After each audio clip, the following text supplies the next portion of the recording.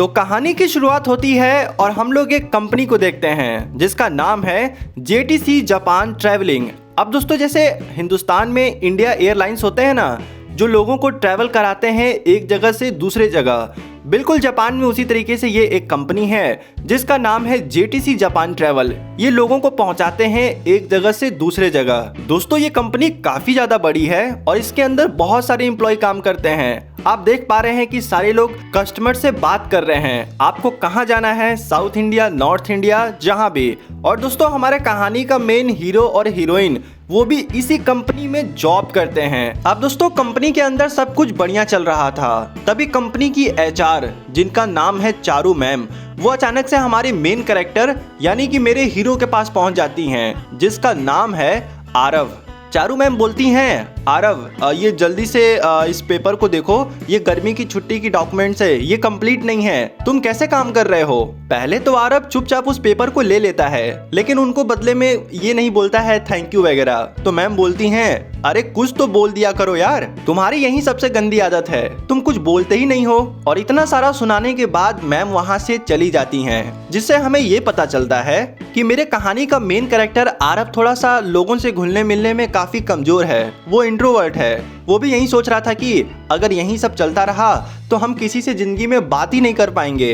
और तभी दोस्तों वहाँ पे एक और लड़की आती है जिसका नाम है मिस्टी। मिस्टी भी उसको कुछ पेपर देती है जिस पर आरव उसको थैंक यू बोलना भूल जाता है। अब आरव इन्हीं सब चीजों के बारे में रिग्रेट कर ही रहा था, तभी उसकी नजर सामने वाले साइड पे जाती है जहाँ पे मेरी कहानी की दूसरी सबसे बड़ी हीरोइन जिसका नाम है जिया, वो आरव को घूर के देख रही थी। और दोस्तों पता नहीं क्यों आरव को हमेशा जिया से डर लगता है। जिया जब भी देखने की कोशिश करती है तो आरव बहुत ही अनकंफर्टेबल फील करने लगता है। खैर अब शाम हो जाता है और आरव भी अपने घर चला आता है। आरव घर आकर सबसे पहले बोलता है, ओ टिल्लू कहाँ हो। अब दोस्तों आप लोग सोच के काफी हैरान हो रहे होंगे कि ये टिल्लू क्या है। तो दोस्तों टिल्लू इसके बिल्ले का नाम है। आरव के घर में कोई नहीं रहता, आरव अपने प्यारे से बिल्ले के साथ रहता है। और दोस्तों ये बिल्ला बड़ा ही बदमाश है, ये खाता पीता तो ज्यादा है, साथ में बकचोदी भी उतना ही करता है। अब देखते हैं कि आरव उस टिल्लू के लिए भी खाना निकालता है और अपने लिए भी डिनर निकालता है। अब वो डिनर करते करते टिल्लू से बोल रहा था, टिल्लू तुम्हें पता है आज भी जिया मुझे घूर के देख रही थी, मेरा तो एकदम दिल ही घबराने लगा। पता नहीं यार मैं कब तक अपने ऑफिस के लोगों को ऐसे ही परेशान करता रहूंगा। लेकिन दूसरी तरफ देखते हैं कि टिल्लू को घंटा कोई फर्क ही नहीं पड़ रहा है, वो खाने खाने में व्यस्त है। आरव भी समझ जाता है कि टिल्लू से बात बताना बेकार है, लेकिन दोस्तों आरव टिल्लू से प्यार बहुत ज्यादा करता है, उसको जॉब से भी प्यारी अपना बिल्ला है। अगले दिन सुबह ऑफिस का सीन देखते हैं जहाँ पे मिस्टी साफ सफाई कर रही थी और उसका दोस्त कबीर भी उसका साथ दे रहा था। और उन्हीं लोगों के बगल में हमारा मेन हीरो यानी कि आरव भी पोछा लगा रहा था। तभी आरव देखता है कि जिया तो उसे घूर के देख रही है। ये देखने के बाद वो पीछे मुड़ जाता है और वो बोलता है, बाप रे बाप, ये लड़की मुझे सुबह ही सुबह क्यों घूर के देख रही है, आखिर मैंने इसका क्या बिगाड़ा है। और तभी दोस्तों हम लोग जिया को देखते हैं और जिया को देखने के बाद पता चलता है कि कहानी तो असल में कुछ और ही है। आप जानते हो कि क्या हुआ है, आइए मैं आपको बताता हूँ। दोस्तों हमारी मेन हीरोइन जिया बहुत ही अजीब टाइप की है, वो कभी भी किसी को घूर के नहीं देखती है। वो भी मन में यही सोच रही थी कि मैं तो बार बार आरव को डरा देती होंगी, मैं तो कैसे बताऊं लोगों को कि मेरा देखने का तरीका ही ये है, मैं किसी को घूरती नहीं हूँ। लेकिन लोग हैं कि मुझे समझ ही नहीं पाते, इस वजह से कितने लोगों ने मुझसे सवाल उठाया कि तुम मुझे घूर के क्यों देख रही हो। लेकिन दोस्तों असल में मेरी हीरोइन का नेचर ही ऐसा है, उसका देखने का तरीका ही ऐसा है कि लोग यही समझ बैठते हैं कि वो उसे घूर रही है। जिया को मैप देखना बहुत पसंद है, आप उसको कुछ दिखाओ चाहे मत दिखाओ, अगर आप उसको वर्ल्ड का मैप दिखा दिए तो उसको बहुत ही मजा आता है। जिया भी घर में अकेले रहती है, वो भी बिल्कुल आरव की तरह, उसके भी फैमिली मेंबर में कोई नहीं है। अगले दिन का सीन देखते हैं जहां पे जेटीसी कंपनी के सीईओ और कंपनी के एचआर यानी कि चारू मैम दोनों लोग मिलकर सारे एम्प्लॉय को असेंबली में बुलाए थे एक मीटिंग के लिए। और दोस्तों वहां पे आज बहुत बड़ा अनाउंसमेंट होने वाला था। चारू मैम कहती हैं, अब हमारी कंपनी नॉर्थ अमेरिका जाने वाली है, क्योंकि वहाँ पे बहुत ज़्यादा ट्रैवलिंग का क्रेज है। तो हमारा एक ब्रांच वहाँ भी खुलेगा, और जब ब्रांच वहाँ पे खुलेगा तो हमें वहाँ पे क्लाइंट भी चाहिए। तो आप लोग में से कुछ लोग वहाँ पे मैनेजर के पोस्ट पे जाएंगे। तो बताओ कौन कौन जाना चाहता है। ये सुन के सारे लोगों की हवा टाइट हो जाती है। वो बोलते हैं क्या, अरे बाप रे, इतनी ठंडी में हम लोग वहाँ क्या करने जाएंगे। चारू मैम बोलती हैं आप जो फैमिली के साथ है उसको भेजना थोड़ा सा मुश्किल है, इसीलिए मैं बस उन्हीं को भेजूंगी जो सिंगल हैं। अब ये सुनने के बाद आरव बोलता है एक्सक्यूज मी मैम। तो ये सुन के सारे लोग उसको देखने लगते हैं। सबको लगता है कि आरव जाने के लिए रेडी हो गया, लेकिन तभी आरव कहता है मैम मैं नहीं जा सकता। तो ये सुन के कहते हैं पागल है क्या, ये बोलने के लिए हाथ उठाया है। चारू मैम पूछती हैं क्या हम जान सकते हैं कि तुम क्यों नहीं जाओगे, तुम तो सिंगल भी हो। आरव कहता है कि मैम ये मैटर नहीं करता कि मैं सिंगल हूँ या ना हूँ, मैं इसलिए नहीं जाऊंगा क्योंकि मैं अपने बिल्ले को नहीं छोड़ सकता, मैं टिल्लू से बहुत प्यार करता हूँ। चारू मैम कहती हैं सीरियसली, तुम्हें उस बिल्ले से ज्यादा अपनी नौकरी की कोई कीमत नहीं है। आरव कहता है कि मैं उस बिल्ले के लिए जान भी दे सकता हूँ, मेरा टिल्लू ही मेरा जहान है। अब ऑफिस में ये टॉपिक एकदम ट्रेंडिंग में चल रहा था, सारे लोग बस इसी के बारे में बात कर रहे थे। तभी मिष्टी कहती है वैसे तुमने ध्यान दिया, चारू मैम ने बोला था कि जो शादीशुदा है वो नहीं जा सकता, और अभी जाने में थोड़े महीनों का समय है। तो हम लोगों के पास एक आइडिया है, क्यों ना हम लोग शादी कर लें, हम लोग वहाँ जाने से बच सकते हैं। तो ये सुन के विवान बोलता है ऐसी बात है तो तुम ही मुझसे शादी कर लो ना।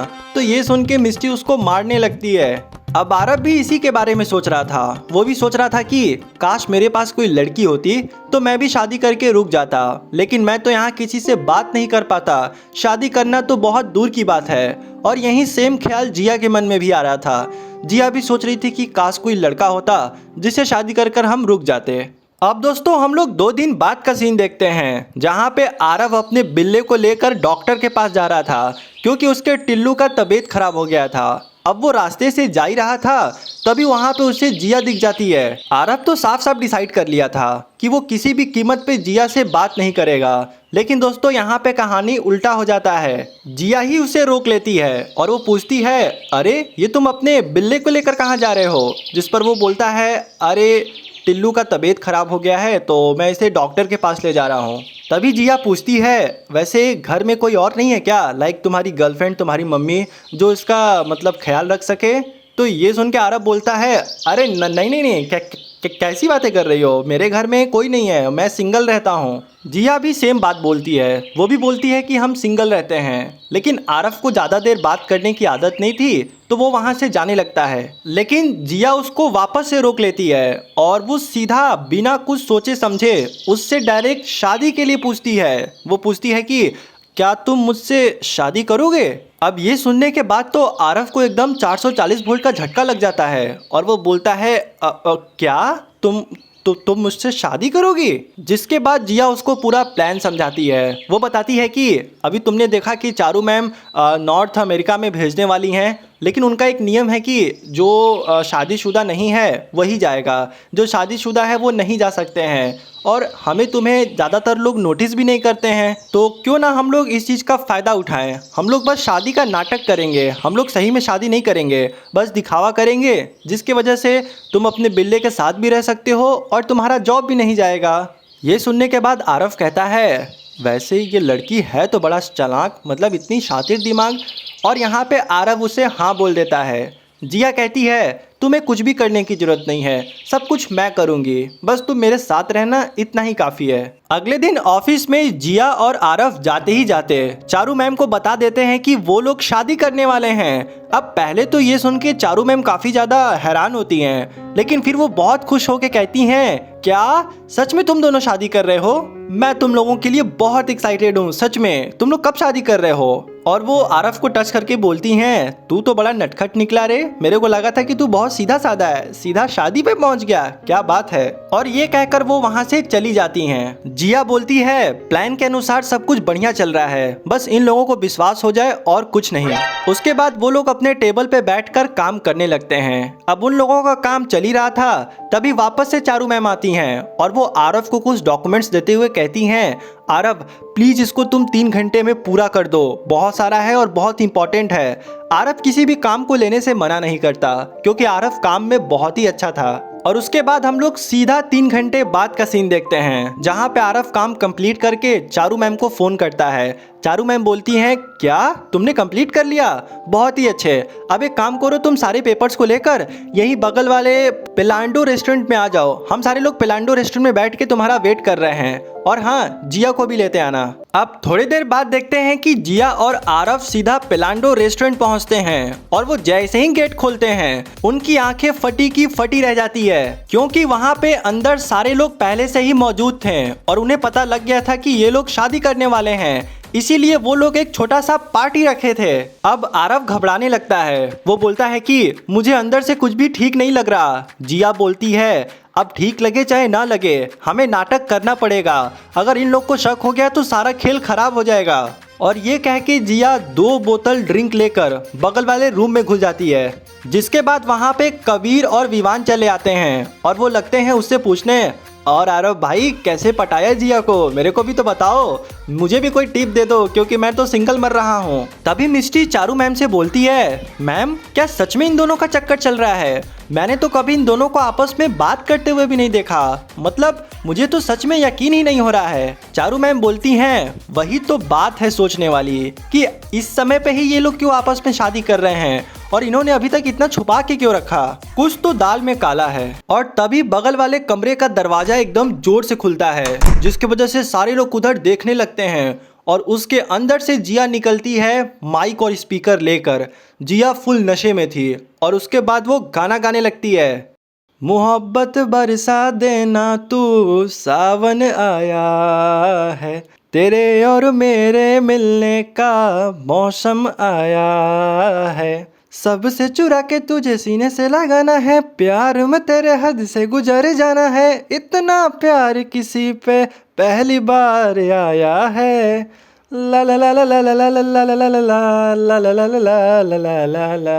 सारे लोग एकदम शॉक रह जाते हैं कि जिया इतना अच्छा गाना गाती है। खैर पार्टी अब खत्म हो जाती है और सारे लोग अपने घर जाने लगते हैं। जिया तो बिल्कुल भी चलने की अवस्था में नहीं थी, उसका हालत इतना खराब कि वो बार बार आरव की गोद में गिर जा रही थी। आरव उससे पूछता है कि क्या मैं तुम्हें घर तक छोड़ दूं, जिस पर जिया साफ साफ मना कर देती है और बोलती है नहीं नहीं ठीक है मैं चली जाऊंगी, तुम टेंशन मत लो। खैर अब हम लोग अगले दिन का सीन देखते हैं जहाँ पे जिया जापान के बहुत ही खूबसूरत सिटी योकोहामा में थी। दोस्तों वो अपने प्लान को फॉलो कर रही थी, बेसिकली वो वहाँ पे गई थी सबूत जुटाने। अगर कोई उनसे पूछ देता कि आरव ने तुम्हें कहाँ प्रपोज किया था, तुम दोनों की प्रेम की शुरुआत कहाँ से हुई थी, तो उसे सबूत तो देना पड़ेगा ना। इसीलिए वो यहाँ पे आकर बहुत सारे फोटो क्लिक कर रही थी कि अगर कोई पूछे तो वो सबूत दिखा सके। जिया ने आरव से भी अपने बारे में बताने के लिए कुछ कहा था कि तुम अपने बारे में बताओ कि तुम्हें क्या क्या पसंद है, तो आरव ने उसे एक पेपर में लिख के दिया था जो जिया को बहुत ही पसंद आता है। जिया उसकी सभी चीज़ों से इम्प्रेस हो जाती है, लेकिन तभी उसकी नज़र एक छोटे से जगह पे जाती है जहाँ पे आरव ने अपने एज को मेंशन किया था। और दोस्तों आपको पता है आरव 24 इयर्स का था जबकि जिया 26 इयर्स की थी।